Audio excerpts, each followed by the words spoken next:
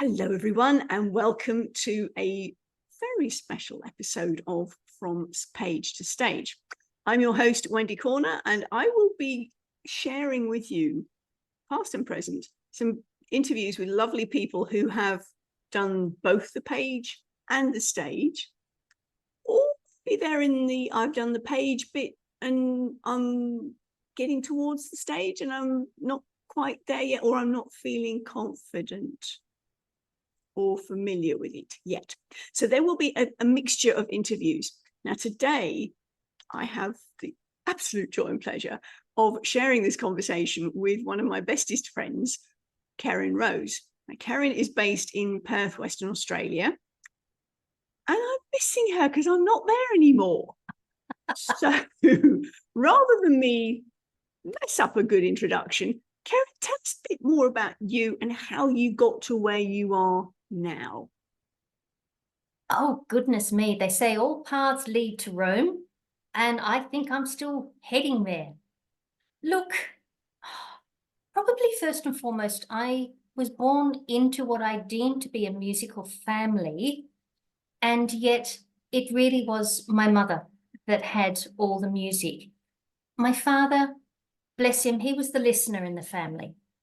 But having said that, his mother won an opera singing scholarship back in the 30s, and she decided not to take that and marry a minister who ended up, being my grandfather. So music was something that came very easily to me. I was blessed.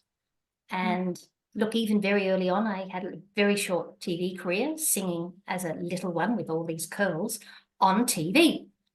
I was a novelty. Let's just leave it at that. But I've always had an ability to talk, an ability to communicate, and music was and played a big part in my ability to communicate a message, and it would come through sound, of course, as opposed to the spoken word. I'm now, 60, 61, and I've embraced this idea of communicating through a very special energy that I was very much aware of when I used to go to church. I could simply feel something. And it was a little out there that I didn't really talk about, but my music enabled me to share this message. And it was really my journey with cancer that opened me up to this language that I was plugging into and feeling, which is this spiritual energy that we all come from. And I thought, okay, let's shift the vehicle through which I communicate. Okay, growing up, look, I loved literature, I loved reading, I loved writing. All of those arts things flowed so easily through me. And, I truly believe that our lives have these milestones. And, lying on the couch, my gorgeous former husband went and bought this massive TV because he'd say, right, and we had Netflix, Foxtel was just coming in. So, I had access to all of this stuff, which really did nothing for me. But in that quiet time, oh my God, there was so much going on. And so I started to hone the communication language to be able to share when it comes to energy healing. Okay. And it's moved on from there. You just glossed over the cancer word. Yes. Did you just unpack that a little bit? Because that was a pivotal moment for you.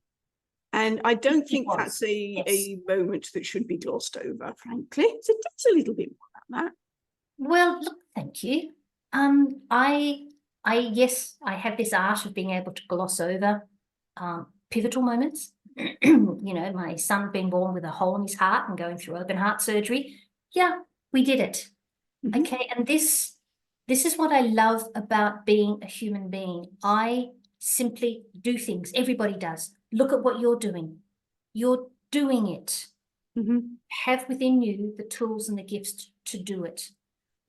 Yes, cancer, you know, I can still remember that morning where I was in the bathroom getting ready to go and have my hysterectomy. And this little voice says, "You've got cancer." And I look at myself in the mirror and go, okay. And we go and we have the surgery. And indeed, they found a tumor within the uterus. And, you know, it was small. I had a choice of radiotherapy. I said, no, thank you, I'll deal with this. Then I chose to go back in and have the ovaries out. So I went through a couple of big things in this process. And it is one of those things that I've gone, yeah, I dealt with it. And would I benefit from unpacking it further from a personal perspective? Yes, I believe I would. And I believe I'll know when that time is right. Okay. To do that in whatever way. It's like it was a boulder on my path.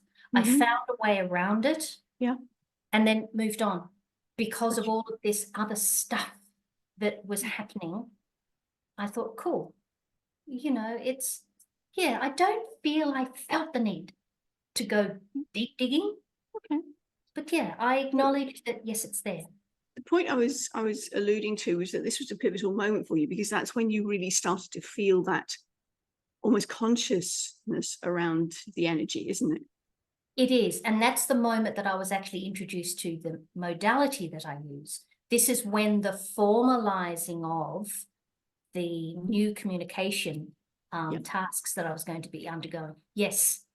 That was a massive milestone and big sign and, you know, neon lights and all of that. Yeah, absolutely. And the age was such that, yeah, all right. Now, it's like I'd had little moments.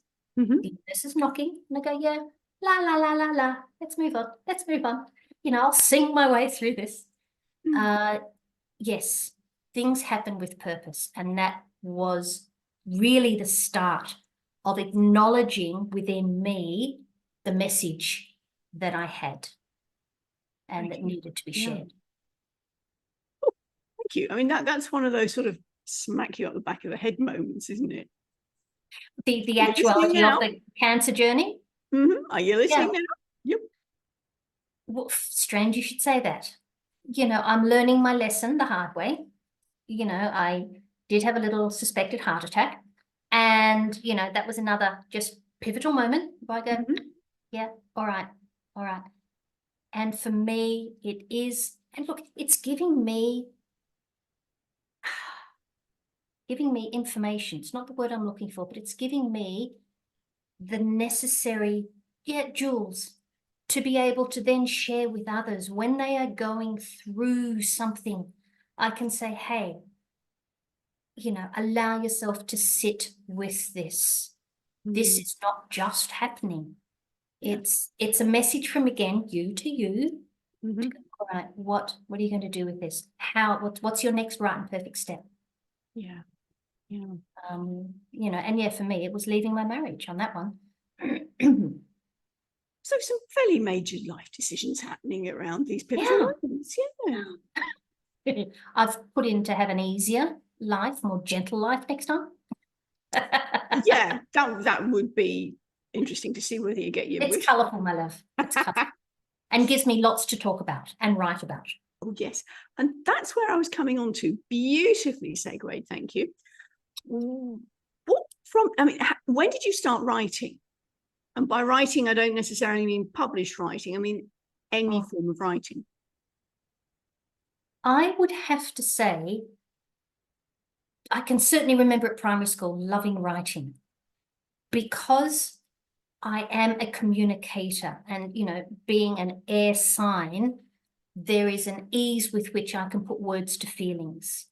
So I remember I used to leave mum little, what I called love notes, just all over the house, because it would put such a smile on her dial and it would be fun. And then she'd do it back to me. Now, I will give credit where credit is due. My mother was a phenomenal writer, very creative soul. And so she would leave love notes, put them in our lunchbox. I thought, oh, I like this. I can do this to her. Mm. And I did. Now, interestingly enough, I didn't do it to anybody else in the family. It's just mum. And, you know, and after a while, when I was at high school, they became longer, and there was poetry, for want of a better word. And it just felt right, you know, being able to communicate via the written word, because the spoken word is not the only way. You know, I'd done the music, I'd done the singing, I'd done the talking, writing. Yeah, love it. Gorgeous, gorgeous. So, you've been doing a regular blog for a while. I have, yes. And so you got your published stuff in that respect as well. So let's take a step back for a second. So which came first? I mean, obviously by speaking in front of people, and that can even be, okay, let's phrase it a different way. Somebody said to me the other day, whenever I open my mouth with a mission, it's a stage, regardless if there's a one person, two persons, or a whole crowd of people. Love that. I like that. I like that. Look, Mum said I was singing before I was walking. So for me, singing is communication that's simply put to a tune. There are people out in the big wide world that when they're talking, it's very lyrical. What denotes a song? You know, there are chants that go back hundreds and hundreds of years. So communicating, I was very conscious when singing, even when I was little, that there was a message coming through and how it could be delivered. So yeah, singing would probably, and I've been singing a long time, so that probably was my start. However, I'm very much, the whole world to me is my stage, simply because of the type of person I am. You know, look out world, here I come. Yeah, and as we formalized, it's a bit different. Your words have power. Absolutely. And I've been very conscious of that my entire life. Because they do. You know when someone's words have an impact on you, both the stuff that makes you feel good and the stuff that doesn't. Okay, so the general communication thing, whether it be writing, speaking / singing / vocal communication. I don't have a problem with it at all. And they've come along together pretty early. Okay, the writing didn't come quite as early as the singing because you didn't have the physical skills there. But what I'm hearing is that, as you say, communication has never been a problem for you. You just wanted to share what was coming through for you. Even if people didn't want to hear me. Yeah. You know, I really was one of those kids. Classes are precocious, little madam. Well, I just like talking. But not everybody like to hear me. And that's okay. And that indeed for me is a lesson. There are times when the most powerful thing I can say is nothing. But yeah, my blogging was a beautiful vehicle for me to share my take on the way that energy flows through us as individuals and how it can empower us as individuals. Because we are indeed simply energy that's zipped up in these different vehicles called bodies. And the energy doesn't stay static within the physical body that we can see. It comes and goes, ebbs and flows beyond the physical body. Absolutely. Yep, we're in relation, because everything's energy, we're in relation with everything in our world. We just are, and that's what makes it so exciting. It really, really is. But look, the written word, because everybody has their own way of absorbing language. It's either going to be a visual thing, it's going to be an audio thing, it's going to be a written thing. And if I believe strongly in my message, and I do, I will find the vehicles and use as many vehicles as I can. And that includes my podcast, for example. It's simply another vehicle for me, and it's a stage. It's become, as you are, you know, beautifully experiencing, it's become a well-recognized stage Yes. It's like people don't have time, dare I say it, to read, but they'll multitask. So ears in, off you go, doing whatever they're doing. Yes. Yeah, it's fascinating world we live in. How long's your podcast been going? I'm having a ball. I'm having an absolute ball. And interestingly enough, I'm not really fazed on the numbers of people listening. I started doing it because I was told by my team in Spirit, you've got a message. This is going to be a vehicle to get it out to people all over the world. Yes. You know, many, many, many, many people, because the actual energy healing work I do is a one-on-one, and that brings me joy. So, okay, there's a limit to how many one-on-ones. So how else can I do it? And yes, my blogs are there, but it's like, okay, another way, another form of getting the language out there. Yeah. As you were saying, we tend to consume, for want of a better word, that seems to be the buzzword at the moment, isn't it? Consuming content. And the fact that you've got the audio, the visual, and the written, that you can appeal to everyone. And that's me. The thought is everybody can benefit from what I'm saying and what I'm doing. Yes. It's because everybody's energy. You know, I work with newborns, I work with 100-year-old people. It's that, you know, you would understand that when we're in the right space at the right time, we get to experience the right stuff for us. Yeah. You know, it's for us. And you've got a gift that you are offering the world. And this is what we're here to do. Everybody has a gift.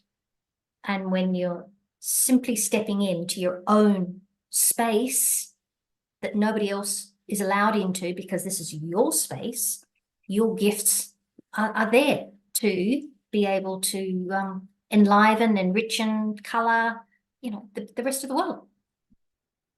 This is something that I'm finding. There are a number of authors I mentioned in the introduction that they've got as far as maybe doing a chapter in a multi-author book. They put their toe in the water, and these could be shy and introverted people who've gone, well, it took an awful lot of effort to get that done, and now you want me to talk about it? Really?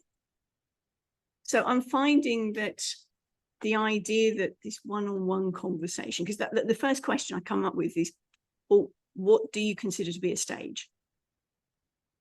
Well, you know, that raised platform thing with a microphone in one hand and me spouting forth, and you're going, doesn't have to be. How many different types of stages are there? Exactly. And again, but from there, my usual response is, so are you all right speaking one-on-one? Well, yeah. So, okay. What about a podcast? Isn't that a one-on-one conversation? Oh. And then we have a little light bulb moment. So this is where I'm encouraging the authors who are maybe in that reticent, reluctant space to go, okay, other people have done this, and we've got lots of interviews with gorgeous people who've done both page and stage, and some of them have done it stage first and then gone to page and then gone back again, and they keep flip-flopping, which is great, which is exactly what you do. Do your writing, do your speaking, do your podcasting. Yeah, there's no, in my opinion, there is no right way. Having said that, within us, we know what feels right for us. You know, and I, as a little kid, loved singing. And so, you know, I would go around the house singing. And so it made sense, okay, go and learn a musical instrument at primary school, because in that stage, music was just being introduced. So, okay, yeah. So I got the violin and then went to the viola, and I started piano at 4. And it was, yep, okay, let's just keep doing it. And it brought me joy, and I was very conscious of how much joy it brought others. But first, it brought me joy. And that, you know, when you're talking about these writers, they have written something, they have shared something. Yes. And that's joy within them. Yeah. And having a one-on-one conversation, yeah. I often wonder what we're fearful of when it comes to getting on the stage.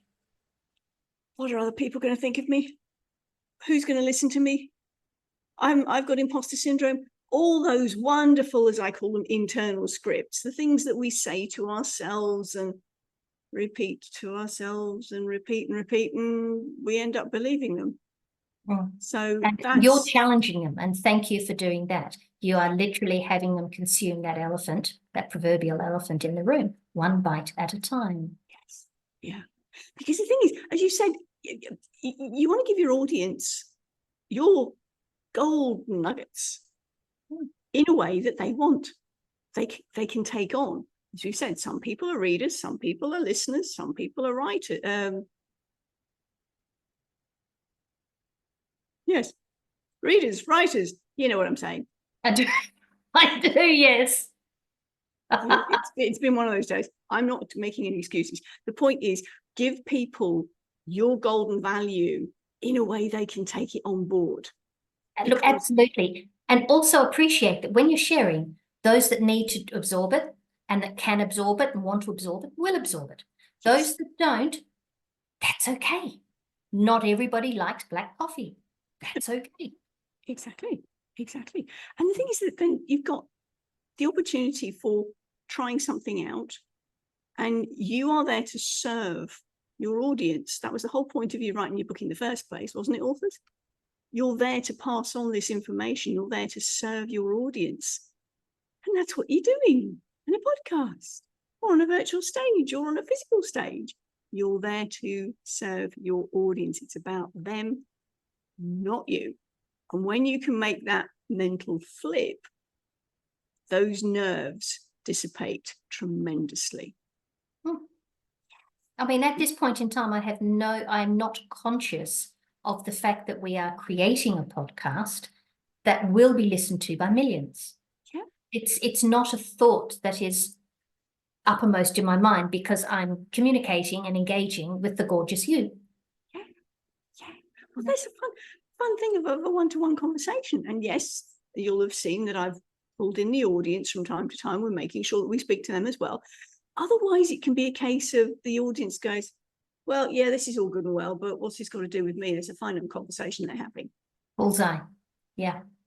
So that's where we bring. And that's your role as this being your podcast and the service that it's providing to your audience. Yes. Yep. So, well done. So this is the premise of the From Page to Stage. And as you said, you are more than happy doing both the page and the stage, and you do them regularly. You've got, how often does your podcast come out? 2 episodes a week. 2 episodes a week. Cool. And your version, because there tend to be a couple of different ways of doing it. There's the solo, I'm sharing my wisdom, and there's the interview version. And within the interview version, you can either get it's most often, give me your questions, I will ask them, and you've already got the answers prepared. So it's like almost like a formal radio interview. Or you get let's just have a chat, see where it goes. Somewhere in the middle, which is what we do. We have the organic chat, but I've got 4 main questions that I share with the guest to start with. So they've got a bit of a heads up. For you, my understanding is it's not the interview version, it's the I'm sharing my wisdom. Tell us more about that. It certainly started out as a vehicle for me to share my wisdom. And the title of my podcast is Healing from Within, because that is the message that I'm wanting to share with everybody that's willing to listen, is that they have within them this magic that allows them to heal whatever it is. Within them is the magic to sort it out. I have just come to the awareness of, all right, Keryn, you've been sharing your thoughts. How about starting to ask questions of others? What does healing from within mean for others? Ooh. And so I am starting to invite people, and look out, you're on my radar. Is this an exclusive scoop? It is, isn't it? Shh, don't tell anybody. You're the third person who's shared an exclusive with me. I feel so bad. Here I was thinking I was unique. Oh, you are. You definitely are. I know I am. Okay, so you're thinking of inviting other people in? Well, to use your language, I've got 3 in the can. And they're, I've yet to actually schedule them. Typically, my podcasts are probably 6 to 9 minutes long. They're not particularly long. Some of them are 3 minutes. It's like I have a thought and I want to share a thought with people. Yes. Because it's, you know my love affair of today. Today is all we've got. So when we wake up to today, blank page in the book, blank canvas to paint on, however you want to see it, off you go and live your day. And our future is created from each today that we go and create with. So I thought, oh, I can do that on my podcast as well. And it's whether it's me becoming comfortable with sharing my message, whether it's me appreciating the importance of the collective, appreciating that there is a collective and that everybody matters, even though within the collective, it's simply made up of individuals. Yeah. And it still comes back to, I am responsible for me, you are responsible for you. Can I help you? Yes. Can you help me? Yes. But first and foremost, it's me. And first and foremost, it's you. So yeah, I started playing with it. And it's simply a question of, what does healing from within me? I sit there and I don't say much, and they natter. And it's getting them connected to their own ability to heal from within. Because the world is, let's be honest, going to hell in a handbasket. And how do we as individuals manage that? Yes. And it's accessing that. So yeah, I've had fun. As I said, I've done 3. And I like that idea of asking others, okay, what is it? What's it mean to you? And it's fascinating the number of people that struggle to define the word healing. For me, it's fascinating. I think, wow, okay. And then it's wake up, Keryn. Everybody's on their own journey. You're here to reconnect people with themselves. And this is where the world is my stage. Yes. And I go, okay, what does healing mean to you? What does healing from within mean to you? And if people start thinking, I've done my job. Because even those 3 words, healing from within. And okay, we'll put the second from within together.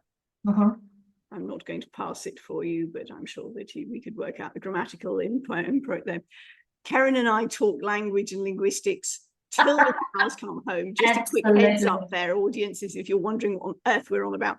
So we're looking at the concept of healing and the concept of from within. Correct.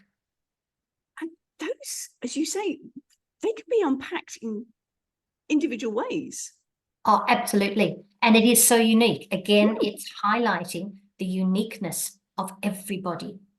And you and I were born into a world where we were less encouraged to look outside for support and answers to questions, because, particularly our parents' era, they were on their own in many, many ways, and they found ways of doing things, getting things done, and it really was from within, but from a necessity. My nan used to say, necessity is the mother of invention. Yes. And the things she used to do, and it just fascinated me. It was the make, do, and mend generation, wasn't it? Just, and you'd make anything out of anything. And you can make a little bit go a long way. Yeah. Just phenomenal. But that was the energy from which they came. Yes. And now it's like our whole world is external to us. Yeah. And our vision is looking out. If we have a problem, we look outside of ourselves for the solution, which means we're not taking responsibility. We're actually giving away some of our power. So if it doesn't work out, we get pissed off, and with ourselves as much as anything. And all of this. So within, as you say, those, let's say 2 words, is a lot of access to reconnecting simply with what we already know. We already know when we're born, we know we have this ability. And those questioned interview sessions are only 5 minutes? Typically, they're going to be about 30 to 40. 30, 30? 30, yes, yes. So it really is a conversation Mm. that we have, because I don't want to be putting pressure on the other person just to perform, for want of a better word, because it's something that everybody has within them, I believe. Yes. And so if I can create the space, hold the space for them to access this.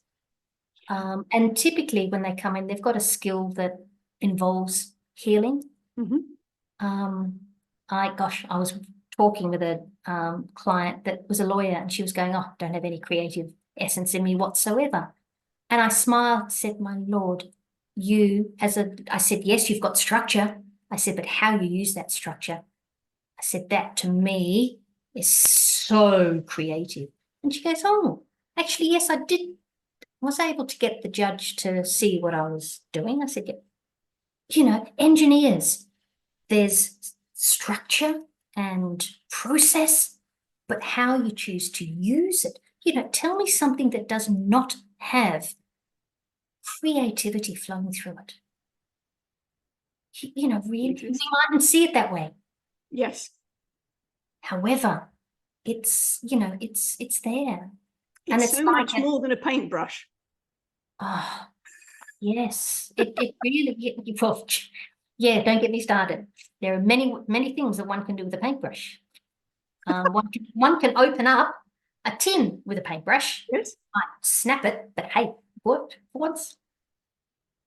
Yes, you can be very creative with all sorts of things, but again, that's the world that you and I grew up in. Yes, yes, it's lovely to. I mean, we've both commented on this in the past. You walk into any public area now, and everybody's got this out, and the conversation. I mean, even in a restaurant, you think, "Hello, the person sitting next to you, sitting opposite you, did you just talk to them?" I read a beautiful article recently about our generation being the last to need to deal with boredom, because we didn't have access to all of this instant stuff. If you were lucky, you had a television, but we were asked to go outside, because if you said to your mother you were bored, you were given something to do. And typically, it was a task around the house. So no, Here's the paint bag. Indeed. Indeed. Or here's a brush, go sweep. So you'd go outside and you'd play. And it's, again, the world is your oyster. What you were able to create out there, magical. Imagination. Absolutely. It really was the ground with which many forms of communication are going to have been born. Yes. Yeah. Well, it'll be interesting to see how we go over the next few years. But I'm sensing that there's a bit of a swing back. Oh, good. I really, really am. It's, yes, there's a lot of upside to the digital world. Absolutely, there's a lot of upside. And with anything, we're learning to adjust to what is. But it's going to come back to communicating with ourselves and doing what works for us. And for me, seeing you work and encouraging people to be connected with themselves, to share the story, because the story's not going to work unless they're connected to it. Yes. And your skills to support them in them crafting their story and then being able to share their story. We are a collective. We operate because we all vibe off everybody else. It's so exciting when you get to work with people. On that note then, Keryn, we've talked about the communication, be it speaking or writing, it pretty much been hand in hand all the way through your life. You've got your podcast out that goes out twice a week. How often do you put your blog out? I must be honest, the blog is taking a little bit of a break at the moment. I've got about 50 on my website. And I am choosing, it's interesting, we're talking about vehicles of communication.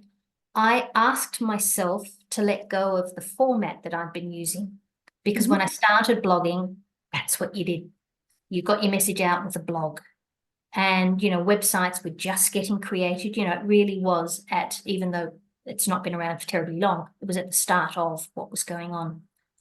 I felt that I had established quite a rut in my path of sharing my message. So I'm choosing other ways, and I would question now whether someone would sit and read for 3 minutes on my website, because they've got to go to my website to read that. Okay. So it's little blasts on social media. Nice. You know, little reels, little posts. Is what I'm playing with at the moment. It's again a different form of communication, different stage, for want of a better word, and different creativity required. It is, and it's challenging me. It's a bit, you know, for in my mind, you upending and living now in KL. It's a case of, okay, let's just blow these senses of security and stability out the window and do something different. Yes. So that's what I've done. I've chosen to stop the blog writing and focus that energy on doing it now, because again, there's so many platforms now. Yes. It's phenomenal, and the world is changing so swiftly. I feel that, to be fair to everybody, particularly myself, be open to this change. You know, I just can use you as an example. Be open to the change, Keryn, and see where it takes you. Yes. See where it takes you. Adventure. Indeed. Yeah, every day. And I take my hat off to you, Annie, for how you are laying down each slab in your path moving forward. It's just so gorgeous. Life with 20 kilos. Big launch next year when I've written it. Yeah, indeed. You know, you are living it, and then, you know, look out world, because you're introducing everybody to it again on different communication platforms. Yes, indeed. So exciting, so exciting. Yeah. So what I'm going to come on to finally is, as we wind up, is there a way that you specifically employ? I know you don't like the how word much, but is there a way that you bring your words to life? You've done your blogging, you've done your social media, there's the written version. And when you then bring that to an audio perspective, what do you do? How do you embody those words?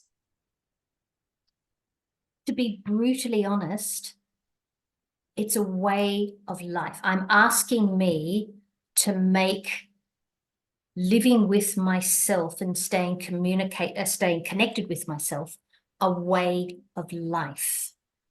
And from that, I am able to share my experience, not dissimilar to actually what you are doing at the moment.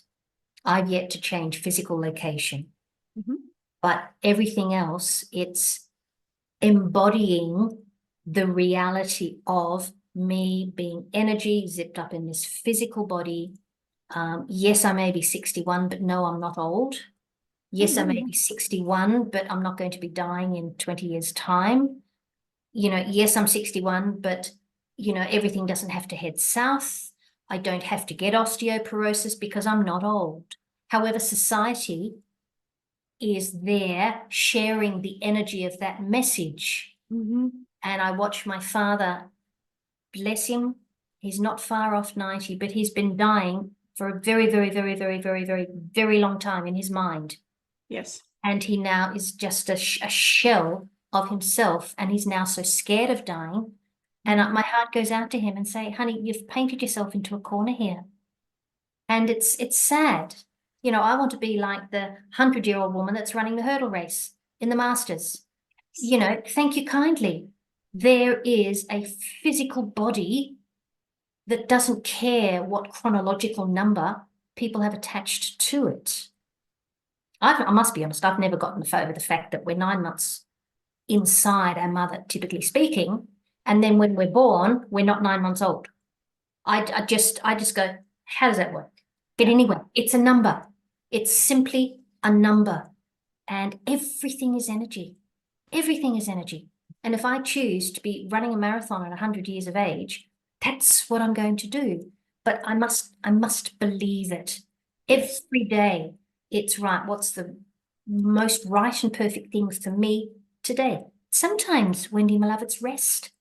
Mm-hmm. And that can challenge me because I want to do something. And my body is going, rest. Now, the interesting thing is, and I know that's triggering you, no, sorry, activating. One doesn't get triggered, one gets activated. Activated. Thank you. Changing the vocabulary. I don't, it works for me. Mm. Triggered just makes me go, oh, the furnace gets turned up, but yeah, activated. And I like that because it is there for me to go, all right, rest, cool. How can I optimize this? Now, rest might be sitting in my garden. Rest might be doing a gentle walk along the beach. Rest doesn't mean lying on the bed, but that's the world that you and I grew up in, isn't it? Go rest. Oh, I don't want to go to bed. Well, don't. And I've really worked hard to let go of rest can be, Keryn, get in the car, go drive to the river and walk your gorgeous river. Yeah. Because that works for me. And if it feels good for me, it's good. And therefore it's good for the world because I'm part of the world. My good vibes go out into the world and you're going to feel better in that moment. Oh, thank you so much for reminding us of that. I think that you were saying about the feeling of guilt for resting.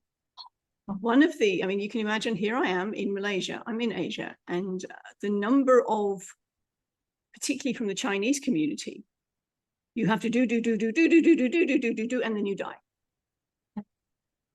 And I was interviewing one lady whose podcast goes live next week from Hong Kong originally. And she was directed by her spirit team to take 6 months off. She goes, what? And then challenged by all sorts of wonderful words like lazy and guilty. So by the time we get this episode out, sorry guys, we will go back and check that one out. But yes, it's the conditioning, it's those internal scripts, the language that are there.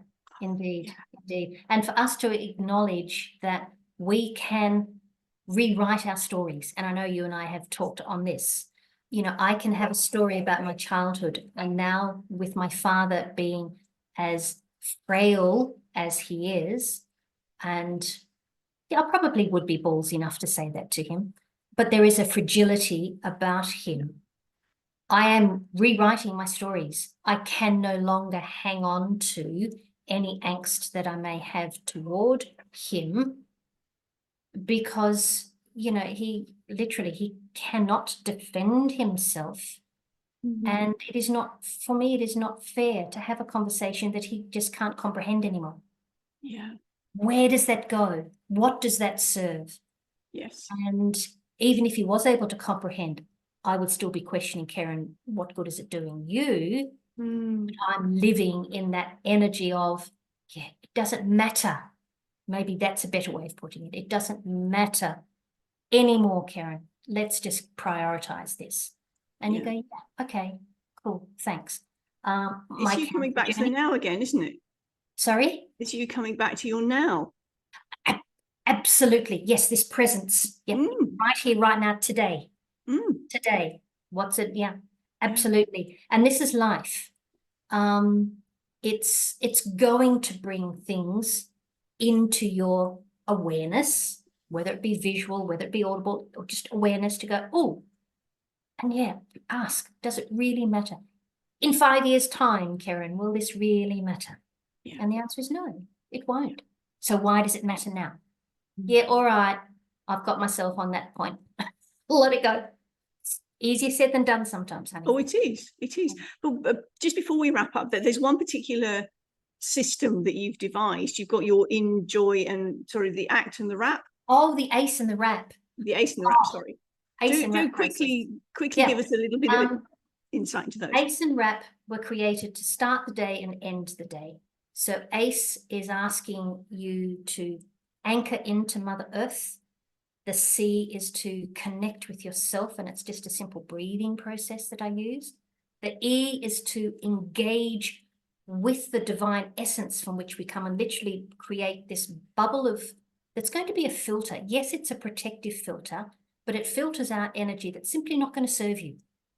And the power of each of these is you have an intention of connecting with yourself.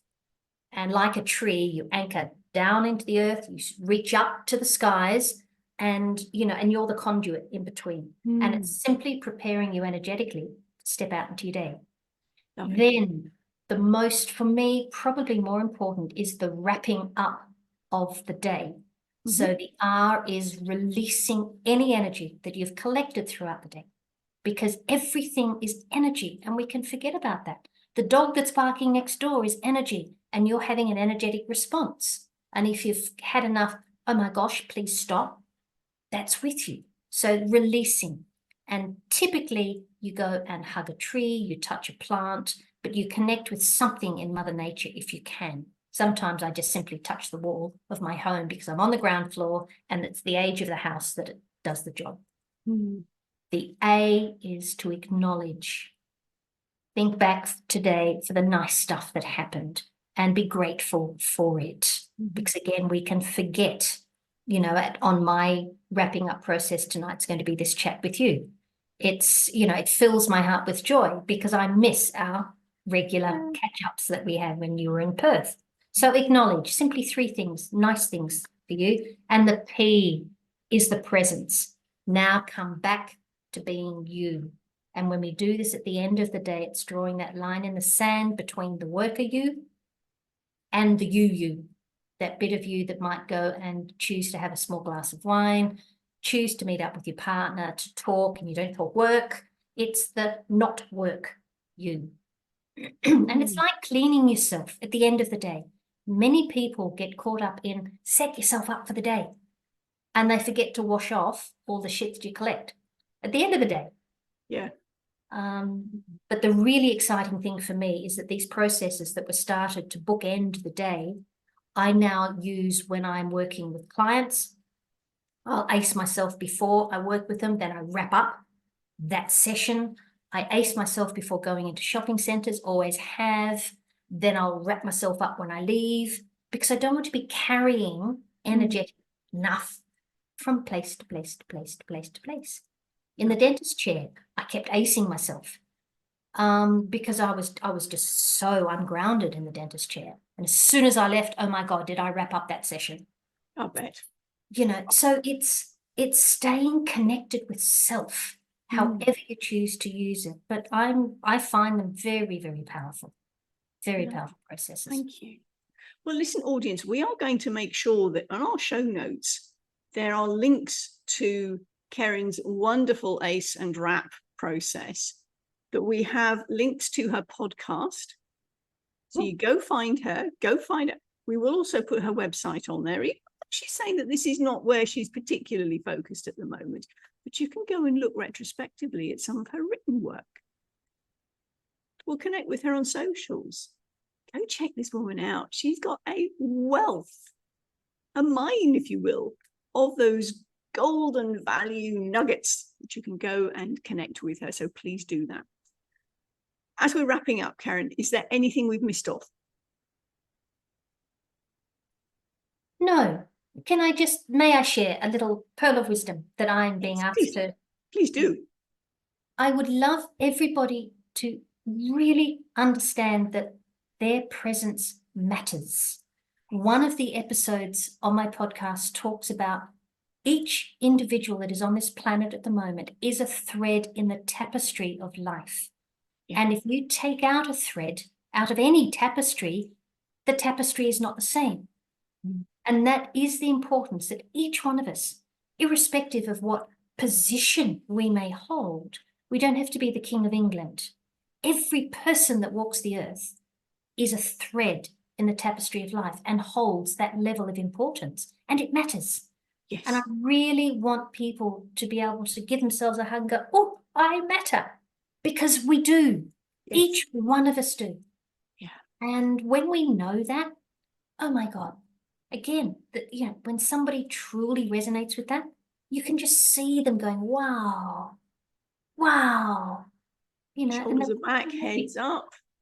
all of that. Yeah. You tell a little child, gosh, that's great. And they go, oh, yeah. And that energy, that little child still lives within each one of us. It's simply that energy. So yeah, each one of us matters, and what we've got to say matters. Yes, exactly. Because our words have power. So they do. So they do. Thank you so much, Keryn, for joining us today and sharing with our wonderful audience your From Page to Stage. For us. Honey, thank you for the invitation. Very, very much. And you're very welcome. Bye from us. bye.